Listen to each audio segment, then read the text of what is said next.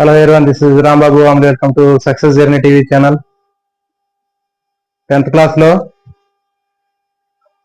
బయాలజీలో మనం first chapter complete అయిపోయింది. అదేవిధంగా సెకండ్ చాప్టర్ కూడా కంప్లీట్ అయిపోయింది. వాటికి రిలేటెడ్ గా ఉన్నటువంటి ఇంటర్మీడియట్ లో ఉన్నటువంటి రిలేటెడ్ టాపిక్స్ కూడా మనం డిస్కస్ చేసాము. అయితే ఈ రోజు థర్డ్ చాప్టర్ అండి.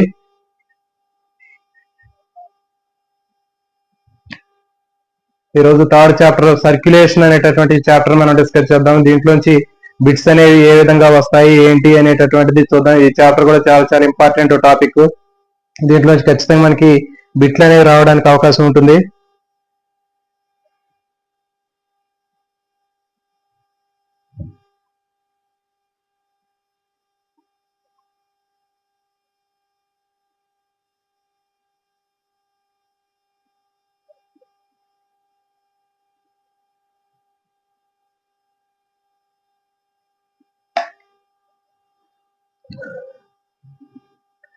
చూడండి, మనకి అసలు ప్రసరణ అనేటటువంటి దాన్ని తీసుకున్నట్లయితే, సర్క్యులేషన్ తీసుకున్నట్లయితే, మరి ఈ ప్రసరణ లేదా సర్క్యులేషన్ యొక్క నీడ్ ఏంటి అనేది మనం చూద్దాం. ఫస్ట్ జనరల్ గా మనకి యూనిసెల్యులర్ ఆర్గానిజమ్స్ తీసుకున్నట్లయితే అమీబా, పారామిషియం, యూగ్లినా ఇవన్నీ కూడా యూనిసెల్యులర్ ఆర్గానిజమ్స్, ఏకకణ జీవులు. మరి వీటిలో బాడీ అనేది సింగిల్ సెల్ తో ప్రిపేర్ అయి ఉంటుంది కాబట్టి మరి ఆ బాడీలో మొత్తం కూడా న్యూట్రియంట్స్ కానివ్వండి, వేస్ట్ మెటీరియల్స్ కానివ్వండి, లేకపోతే గ్యాసెస్ కానివ్వండి, ఒక చోట నుంచి ఇంకో చోటకి ట్రాన్స్పోర్ట్ అవ్వాలి అంటే వాటికి రిస్క్ అనేది చాలా తక్కువగా ఉంటుంది. ఎందుకంటే బాడీ మొత్తం కూడా సింగిల్ సెల్ తో తయారై ఉంటుంది కాబట్టి సాలిడ్స్ కానీ, లిక్విడ్స్ కానీ, గ్యాసెస్ కానీ ఒక చోట నుంచి ఇంకో చోటుకి వెళ్ళాలంటే సింపుల్ గా వెళ్ళడానికి అవకాశం ఉంటుంది. అంటే సింపుల్ డిఫ్యూజన్ అనేటటువంటి ఈ ప్రాసెస్ ద్వారా, ఆస్మాసిస్ డిఫ్యూజన్ అనేటటువంటి ఈ ప్రాసెస్ ద్వారా మనకి యూనిసెల్యులర్ ఆర్గానిజమ్స్ లో ఇవన్నీ కూడా సాలిడ్స్ కానీ, లిక్విడ్స్ కానీ, గ్యాసెస్ కానీ ఒక చోట నుంచి ఇంకో చోటకి ట్రాన్స్పోర్ట్ అవుతూ ఉంటాయి.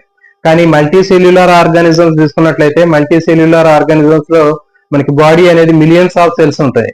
ప్లాంట్స్ కావచ్చు, యానిమల్స్ కావచ్చు, ఈ మల్టీ సెల్యులర్ ఆర్గానిజమ్స్ లో బాడీ అనేది మిలియన్స్ ఆఫ్ సెల్స్ ఉంటాయి కాబట్టి మరి సాలిడ్స్ కానివ్వండి, లిక్విడ్స్ కానివ్వండి, గ్యాసెస్ కానీ బాడీలోంచి ఒక చోట నుంచి ఇంకో చోటకి ట్రాన్స్పోర్ట్ అవ్వాలి అంటే మరి ఈ సింపుల్ డిఫ్యూజన్ లేకపోతే ఆస్మాసిస్ ప్రాసెస్ ద్వారా ట్రాన్స్పోర్ట్ అవ్వాలంటే కొన్ని వందల సంవత్సరాలు టైం అనేది పడుతూ ఉంటుంది. మరి ఇది ఈ ప్రాసెస్ అనేది చాలా డిలే అయ్యే అవకాశం ఉంటుంది. కాబట్టి మరి మల్టీ సెల్యులర్ ఆర్గానిజమ్స్ లో లిక్విడ్స్ కానివ్వండి, సాలిడ్స్ కానివ్వండి, గ్యాసెస్ కానీ తక్కువ టైంలో ఎక్కువ డిస్టెన్స్ ట్రాన్స్పోర్ట్ అవడం కోసం మల్టీ సెల్యులర్ ఆర్గానిజమ్స్ లో ఒక సపరేట్ సిస్టమ్ అనేది డెవలప్ అయిందండి. మరి ఈ డెవలప్ అయినటువంటి ఈ సిస్టమ్ ఏమంటారంటే సర్క్యులేటరీ సిస్టమ్ అంటారు.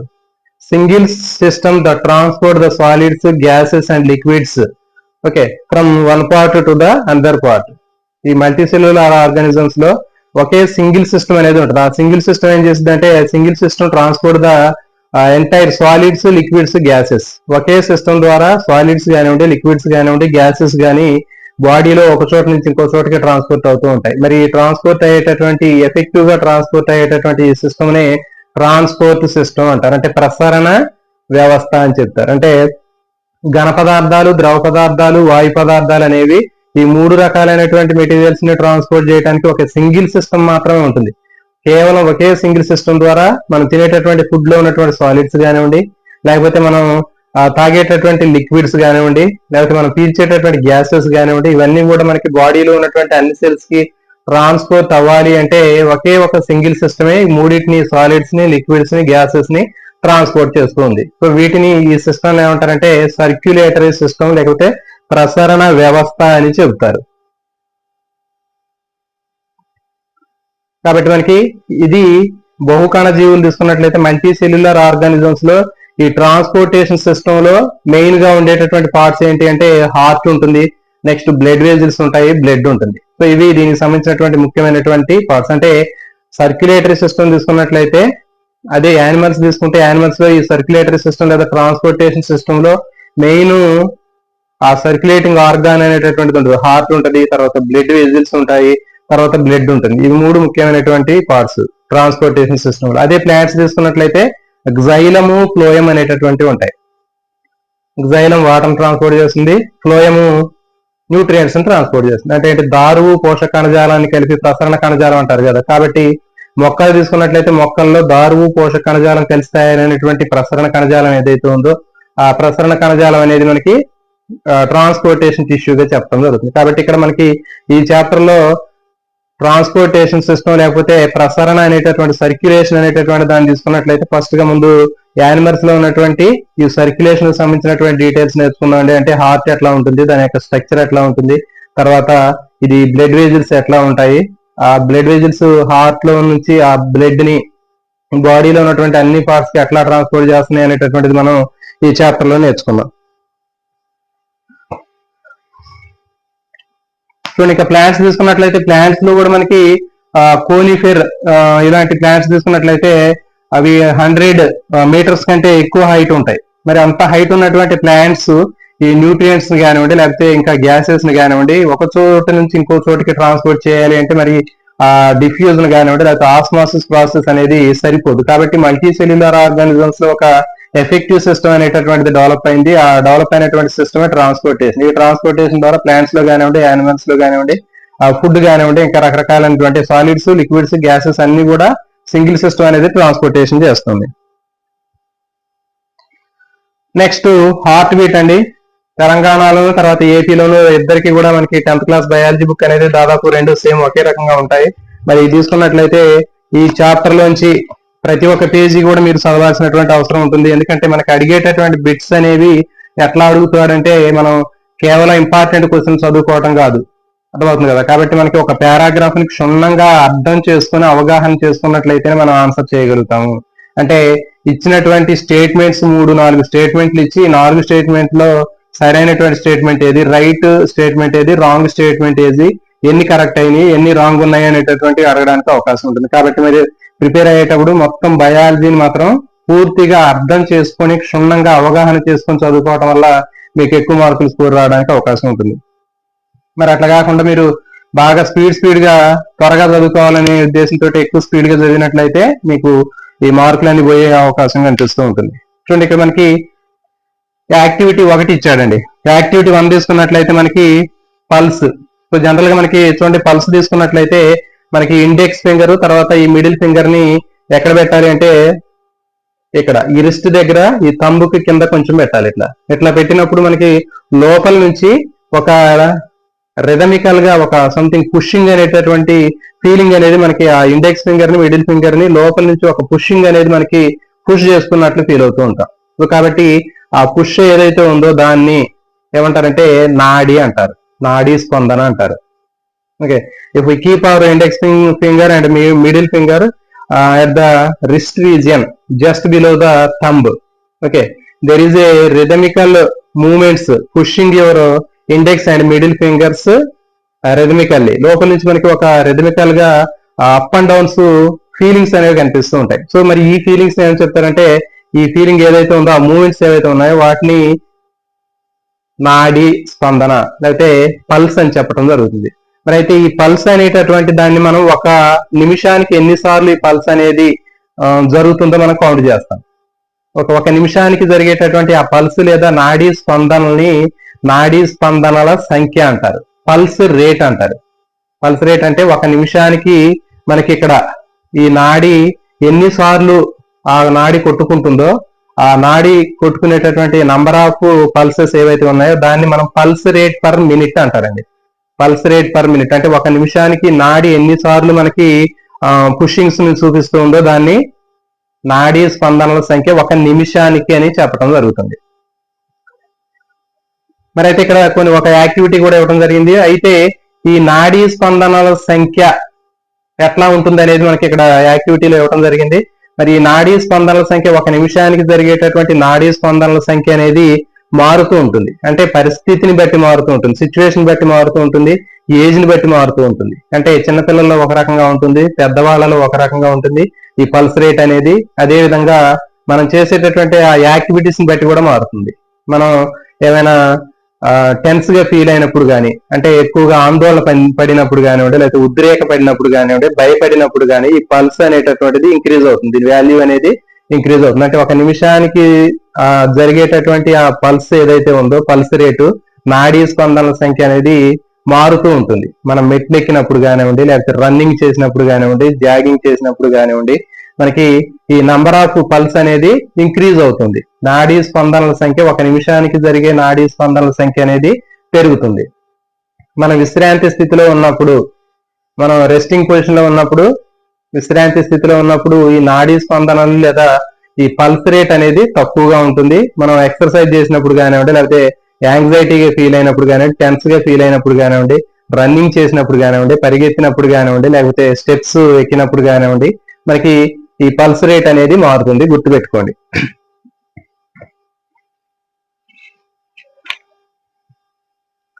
సో దీంట్లో మనకి ఇక్కడ ఒక యాక్టివిటీ అనేది ఇవ్వడం జరిగింది. మరి పల్స్ రేట్ ని మనం తెలుసుకోవడం కోసం మనకి ఏం చేశాడు అంటే, ఇక్కడ మనకి ఒక షర్ట్ బటన్ తీసుకొని ఆ షర్ట్ బటన్ కి ఒక మ్యాచ్ స్టిక్ ని దాంట్లో ఇన్సర్ట్ చేసి మనకి ఇక్కడ ఈ రిస్ట్ దగ్గర పెట్టమని చెప్పాడండి. ఇక్కడ పెడితే మనకు జాగ్రత్తగా అబ్జర్వ్ చేసినట్లయితే ఆ లోపల నుంచి వచ్చేటటువంటి ఆ పుషింగ్స్ ఏవైతే ఉన్నాయో, అప్ అండ్ డౌన్స్ మూవ్మెంట్స్ ని మనం ఈజీగా అబ్జర్వ్ చేయొచ్చు. అంటే ఆ బటన్ మీద ఉన్నటువంటి, గుండీ మీద ఉన్నటువంటి దాని పేరేంటి మనకి చెప్పాం కదా, అగ్గిపుల్ల, మ్యాచ్ స్టిక్, అది అటు ఇటు మూవ్ అవుతూ ఉంటుంది. సో దీన్ని బట్టి మనం ఏం చెప్పొచ్చు అంటే, మనకి పల్స్ అనేది ఏ విధంగా కొట్టుకుంటుంది అనేది మనకి ఈజీగా దీన్ని బట్టి అర్థం అవుతుంది. చూడండి, మరి పల్స్ అనేటటువంటిది ఇక్కడ ఒక టేబుల్ ఇవ్వడం జరిగింది. పల్స్ అనేది ఏజ్ ని బట్టి మారుతూ ఉంటుందని చెప్పాం. ఎట్లా మారుతుంది అంటే చూడండి, న్యూ బోర్న్ బేబీ తీసుకున్నట్లయితే, నవజాత శిశువులో 0 నుంచి 3 నెలల వయసు ఉన్నటువంటి న్యూ బోర్న్ బేబీలో 100 నుంచి 150 వరకు ఉంటాయి. ఈ పల్స్ అనేది ఒక నిమిషానికి 100 నుంచి 150 ఉంటుంది. అదే విధంగా మనకి ఇంకా శిశువులు తీసుకున్నట్లయితే, అంటే 3 నెలల నుంచి 6 నెలల ఏజ్ ఉన్నటువంటి శిశువుని తీసుకున్నట్లయితే 90 నుంచి 120 సార్లు మనకి పల్స్ అనేది కనిపిస్తూ ఉంటుంది. తర్వాత పిల్లలు తీసుకున్నట్లయితే, 1 సంవత్సరం నుంచి 10 సంవత్సరాల వయసు ఉన్నటువంటి పిల్లలు తీసుకున్నట్లయితే 60 నుంచి 100 సార్లు ఈ పల్స్ రేట్ అనేది కనిపిస్తుంటుంది. నెక్స్ట్ పెద్దలు కానివ్వండి, లేకపోతే వృద్ధులు పిల్లలు తీసుకున్నట్లయితే 60 నుంచి 100 సార్లు పల్స్ రేట్ ఉంటుంది. తర్వాత సుశిక్షితులైనటువంటి క్రీడాకారులు, వెల్ ట్రైన్డ్ అథ్లెట్స్ ఎవరైతే ఉన్నారో, మంచి స్పోర్ట్స్ పర్సన్స్, వాళ్ళలో 40 నుంచి 60 వరకు ఈ పల్స్ రేట్ అనేది ఉంటుంది. కాబట్టి మీరు ఈ టేబుల్ కూడా గుర్తుపెట్టుకోండి, ఎందుకంటే వాటి నుంచి కూడా బిట్లు అడగడానికి అవకాశం ఉంటుంది.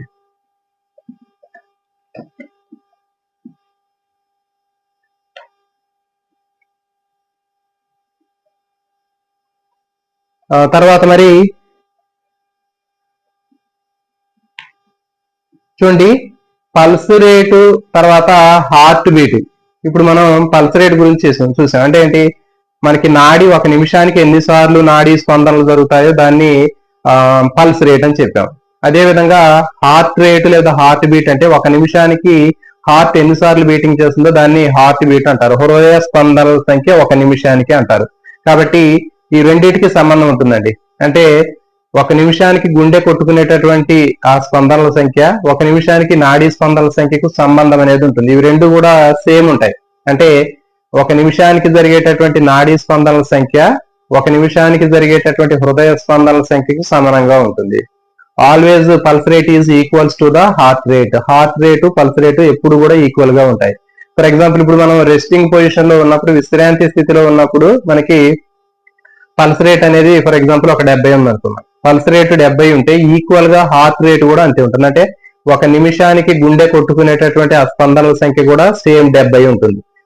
నాడీ స్పందనల సంఖ్య 80 ఉంటే హృదయ స్పందనల సంఖ్య కూడా 80 ఉంటుంది. రెండు సేమ్ ఉంటాయండి. సో కాబట్టి ఎప్పుడు కూడా మీకు అడిగేటటువంటి బిట్ ఎట్లా అడుగుతాడంటే, హృదయ స్పందనలకి నాడీ స్పందనలకి మధ్య ఉన్నటువంటి సంబంధాన్ని గుర్తించండి అని అంటాడు.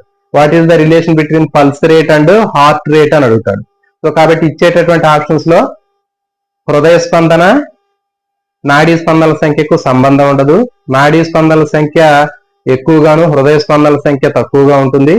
ఇంకొక ఆప్షన్ లో హృదయ స్పందనలు ఎక్కువగాను నాడీ స్పందనలు తక్కువగా ఉంటాయి అని చెప్పి, తర్వాత నాడీ స్పందనల సంఖ్య ఎప్పుడు కూడా హృదయ స్పందనల సంఖ్యకు సమానంగా ఉంటుంది అని ఆప్షన్ ఇవ్వడం జరుగుతుంది. సో కాబట్టి మనకి ఈ విధంగా దీన్ని బట్టి మనం ఏం చెప్పొచ్చు అంటే, ఎప్పుడైనా సరే హార్ట్ రేట్ అనేది always equals to the pulse rate. Pulse rate అనేది హార్ట్ రేట్ కి ఎప్పుడు కూడా ఈక్వల్ గా ఉంటుంది. సో కాబట్టి ఇది గుర్తుపెట్టుకోండి, ఇట్లా మనకి బిట్ అడగడానికి అవకాశం ఉంటుంది.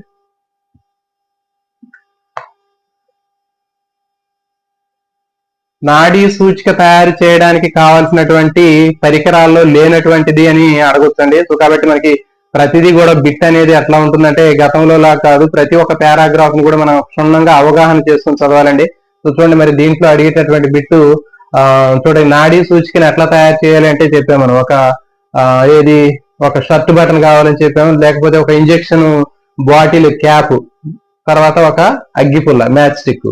దీంట్లో ఏం చేస్తాడంటే నాడీ సూచిక పల్స్ ఇండికేటర్ తయారు చేయడానికి కావాల్సినటువంటి మెటీరియల్స్ లో లేనటువంటి దాన్ని గుర్తించండి అంటాడు.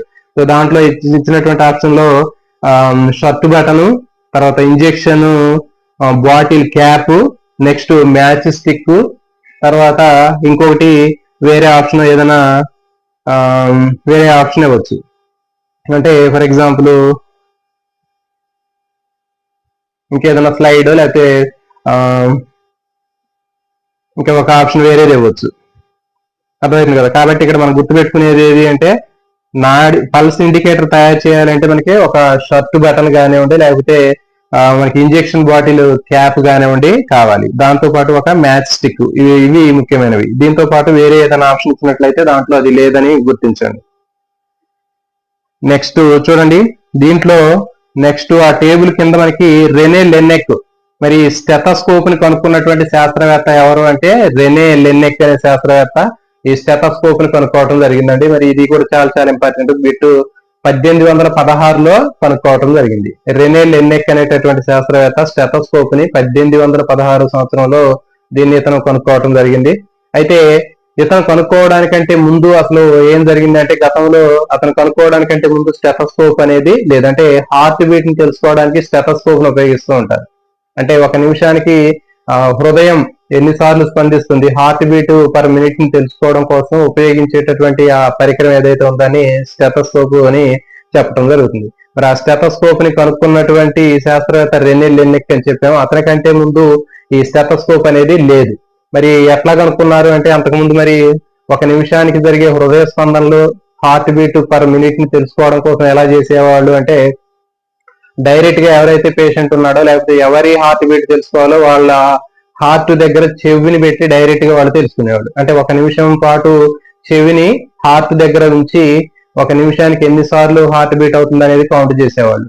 కానీ అది చాలా ఇబ్బందికరంగా ఉంటుంది. అంటే ప్రతి సందర్భంలో అట్లా పెట్టి చూడటం అనేది అసౌకర్యంగా ఉంటుంది. కాబట్టి దానికంటే బదులుగా ఇంకేదైనా కనుక్కోవాలి అని చెప్పేసి మరి రెనే లెన్నెక్ ఏం చేశాడు అంటే, ఒక పేపర్ తీసుకున్నాడు. ఒక పేపర్ తీసుకుని దాన్ని గుండ్రంగా రోల్ లాగా చేసి ఒక గొట్టం లాగా తయారు చేసి, అది ఎవరైతే హార్ట్ బీట్ తెలుసుకోవాలో అతని యొక్క చెస్ట్ దగ్గర పెట్టి, ఇంకొక చివర అతని యొక్క చెవి దగ్గర పెట్టాడు. ఒక నిమిషానికి ఎన్నిసార్లు హార్ట్ బీట్ జరుగుతుందో అతను కౌంట్ చేశాడండి. ఆ విధంగా కౌంట్ చేసిన తర్వాత ఒక నిమిషానికి జరిగేటటువంటి హార్ట్ బీట్ పర్ మినిట్ అనేది అతను కౌంట్ చేయడం జరిగింది.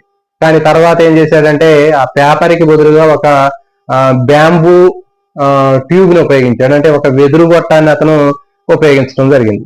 అంటే పేపర్ రోల్ బదులుగా అతను ఏం చేశాడంటే ఒక బ్యాంబూ ట్యూబ్ ని, వెదురు గొట్టాన్ని ఉపయోగించాడు. మరి ఆ వెదురు గొట్టాన్ని ఉపయోగించి దాంతో ఆ పేషెంట్ ఎవరైతే ఉన్నారో, లేకపోతే ఎవరి హార్ట్ బీట్ తెలుసుకోవాలో ఆ హార్ట్ బీట్ తెలుసుకోవాల్సినటువంటి ఆ క్యాండిడేట్ యొక్క హార్ట్ దగ్గర ఆ ట్యూబ్ నుంచి, అంటే ఆ వెదురు గొట్టాన్ని ఒక చివర ఉంచి రెండవ చివర అతను చెవి దగ్గర పెట్టుకుని కౌంట్ చేయడం జరిగింది. ఒక నిమిషానికి ఎన్నిసార్లు హార్ట్ బీట్ అవుతుంది అనే దాన్ని కౌంట్ చేయడం జరిగింది. ఆ విధంగా అతను కనుక్కోవడం జరిగింది. సో ఫైనల్ గా దాన్ని అతను స్టెథోస్కోప్ అని చెప్పాడు. అర్థమవుతుంది కదా. అంటే ఆ వెదురు గొట్టం ఏదైతే ఉందో ఆ వెదురు గొట్టాన్ని అతను ఫస్ట్ స్టెథోస్కోప్ అని చెప్పడం జరిగింది. తర్వాత దాంట్లో మార్పులు వచ్చి ఇప్పుడు ఉన్నటువంటి అడ్వాన్స్డ్ స్టెథోస్కోప్ ని కనుక్కోవడం జరిగింది. మరి చూడండి, దీంట్లో బిట్లు అడగడానికి అవకాశం ఉండేటటువంటి బిట్లు ఎట్లా అడుగుతాడంటే, చూడండి దీంట్లో ఏముంది కదా, మనకి రెనే లెన్నెక్ కనుక్కున్నాడు స్టెథోస్కోప్ అని అనుకుంటాం. కానీ ఇక్కడ అడిగేటటువంటి బిట్ ఎట్లా అడుగుతాడంటే, ఈ పారాగ్రాఫ్ మొత్తాన్ని కూడా మీరు క్షుణ్ణంగా అర్థం చేసుకుంటే దీని మీద బిట్ ఎట్లా ఉంటుంది అనేది చూద్దాం. రెనే లెన్నెక్ అనే శాస్త్రవేత్త 1816లో స్టెథోస్కోప్ కనుక్కున్నాడు, ఫస్ట్ పాయింట్. నెక్స్ట్, ఇతను స్టెథోస్కోప్ కనుక్కోవడానికంటే ముందు కాగితపు గొట్టాన్ని ఉపయోగించాడు, రెండవది. నెక్స్ట్ పాయింట్, ఇది తర్వాత కాగితపు గొట్టానికి బదులుగా ఇనప గొట్టంని ఉపయోగించాడు అని స్టేట్మెంట్ ఉన్నాయండి. మరి ఇప్పుడు దీనికి మనకి ఎట్లా చెప్పగలుగుతాం అంటే, దీంట్లో రాంగ్ స్టేట్మెంట్ ఏది అంటే, కాగితం గొట్టానికి బదులుగా అల్యూమినియం గొట్టం కానీ లేకపోతే ఒక స్టీల్ గొట్టాన్ని ఉపయోగించాడు అని ఇస్తాడు. సో కాబట్టి మనం ఏం చేస్తామంటే, ఈ పారాగ్రాఫ్ చదివేటప్పుడు దాని మీద అంత పూర్తిగా చదవం మనం. అంటే రెనే లెన్నెక్ ఏం చేశాడు, మనకి అతను స్టెథోస్కోప్ కనుక్కున్నాడు, లేకపోతే ఏ సంవత్సరంలో కనుక్కున్నాడు అని మాత్రమే గుర్తుంచుకుంటాం తప్ప దానికంటే ముందు ఉన్నటువంటి ఏం జరిగింది అనేటటువంటి దాన్ని మనం గుర్తించం. కాబట్టి ఇది కూడా పారాగ్రాఫ్